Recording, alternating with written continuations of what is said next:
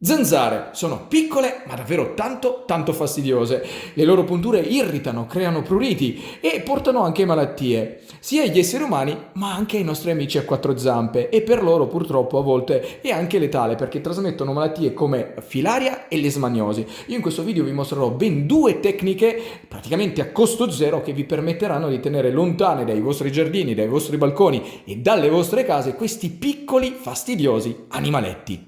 E la cosa bella è che servirà soltanto un elemento e questo è gratis, ovvero la risulta del caffè. Primo metodo. La prima cosa che occorrerà fare sarà quella di procurarsi del caffè, quindi estraendolo o dalle cialde della macchinetta oppure tirandolo fuori dal filtro della moka, e una volta che lo si avrà in mano basterà schiacciarlo per renderlo polvere. Trovato il caffè, procurarsi un foglietto di carta che abbia delle dimensioni di circa 20 cm x 10 e prendendolo da uno dei quattro angoli e girando il foglietto intorno alle dita creare una forma di cilindro, dopodiché chiuderla nella estremità più larga con un pezzettino di scotch. A questo punto prendere delle forbicine e tagliare proprio quella parte perpendicolarmente all'asse del cilindro.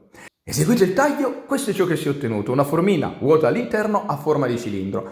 Quindi riprendere il caffè e casomai aiutandovi con un piccolo cucchiaino andare a riempire piano piano il tutto. Mentre lo farete, quindi mentre metterete la polvere di caffè all'interno di questo cilindro, mi raccomando è importante che la polverina venga pressata, in questo modo poi sarà molto più compatta per la fase successiva. E continuare a riempire la formina sino a che questa non sarà completamente piena sino all'orlo. È importante che lo sia davvero sino all'orlo, non deve rimanere neanche un millimetro al di sotto. Dopodiché prendere un contenitore, io ne ho scelto uno in alluminio, che secondo me è davvero perfetto, andarlo a posizionare nella parte superiore del cono e tenendo ben uniti la parte di sopra del cono e questa vaschetta, capovolgere contemporaneamente il tutto e posizionarlo su un piano, e a questo punto togliere il cono molto delicatamente in modo da non andare a rompere ciò che c'è all'interno. Tolta la carta delicatamente, ciò che dovresti ottenere è questo: un piccolo cono alto più o meno 6-7 cm con una base di circa 3 cm. Quindi a questo punto prendere un accendino, dei fiammiferi o comunque una fiamma e accendere la parte alta, la punta. Prenderà fuoco in pochissimi secondi, inizierà a bruciare, brucerà per pochi secondi e poi la fiamma si spegnerà e inizierà a fare un effetto incenso, quindi piano piano brucerà il caffè ma senza fiamma. E guardate un po' il fumo che si crea appena si spegne la fiamma, è davvero incredibile. Sarà proprio questo fumo che per noi non sarà comunque un odore sgradevole perché comunque sarà di caffè tostato, ma che per le zanzare sarà veramente fastidioso e che le terrà lontane dai nostri balconi, dai nostri giardini, ma soprattutto dalle nostre case. Consigli e avvertenze. Piccolo consiglio, ma davvero utile, che prima di mettere il caffè e accenderlo all'interno della vaschetta di alluminio, voi vi procuriate un qualcosa come questo. Io la chiamo presina, ma non è il suo nome. Serve, quando praticamente si cucina, per posizionare le pentole calde e non rovinare il supporto nel quale li si va ad appoggiare. Dopodiché, addirittura se avete un piattino, posizionatecelo sopra e poi solo allora mettere la vaschetta di alluminio, il caffè e accenderlo. Così facendo, anche se dovesse scaldarsi tanto il supporto in alluminio, il punto nel quale lo andrete a posizionare non verrà danneggiato. Secondo consiglio, una volta posizionato non lo toccare più, perché se lo tocchi cade. Questa è un'ottima alternativa agli zampironi perché è naturale e soprattutto a costo zero, ma ha due difetti. Il primo è che comunque non si può mettere fuori se c'è vento, perché sennò il vento tirerebbe via tutta la polvere spargendola comunque all'interno del contenitore e rischiando addirittura accesa di portarla fuori, quindi è davvero pericolosa perché potrebbe innescare degli incendi. La seconda invece è che muovendo il contenitore, se una volta posizionato lo si vuole muovere, il piccolo cono creato cadrà. Basterà muoverlo e lui purtroppo al primo movimento cadrà.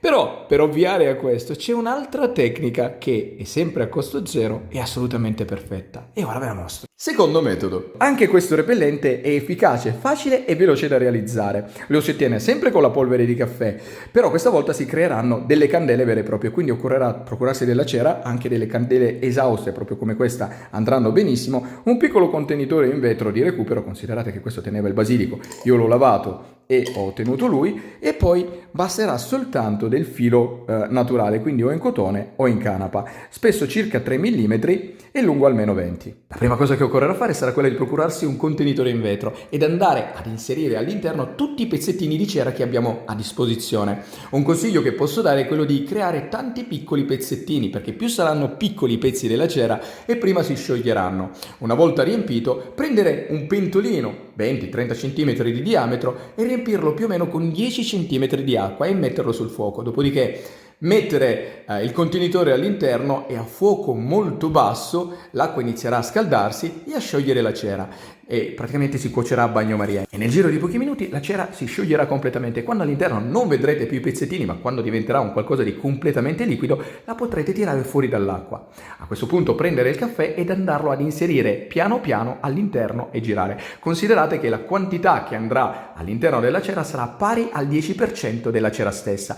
Una volta inseriti all'interno, mescolare energicamente fino a che il composto non sarà completamente omogeneo.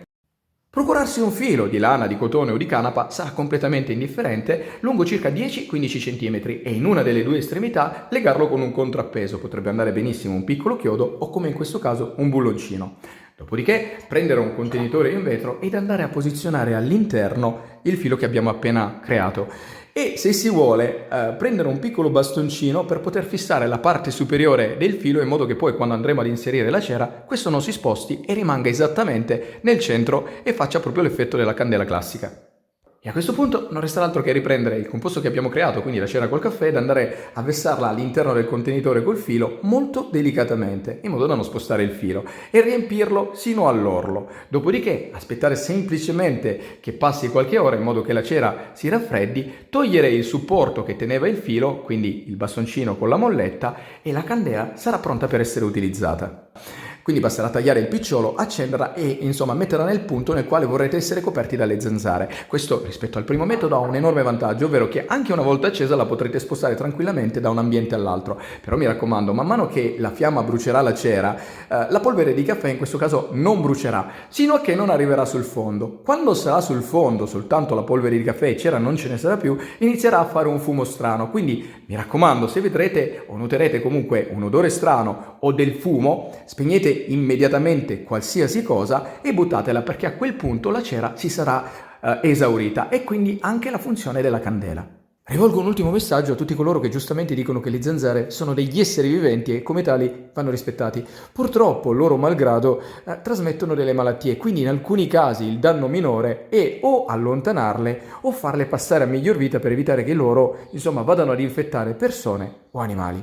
E con questo il video si conclude. Spero che vi sia servito per imparare qualcosa di nuovo, di utile e di divertente. Se il video vi è piaciuto, però, mi raccomando, lasciate un commento, mettete un mi piace, ma soprattutto iscrivetevi al canale, perché questa è un'operazione che a voi non costerà nulla, però per me è davvero importante perché mi aiuterà a farlo crescere. Quindi, tra l'altro dimenticavo, se questo video vi è piaciuto, date un'occhiata anche al canale, perché sono quasi certo che tra tutti i video che ho caricato qualcosa di carino lo potreste trovare. Quindi, detto questo, un saluto e al prossimo video.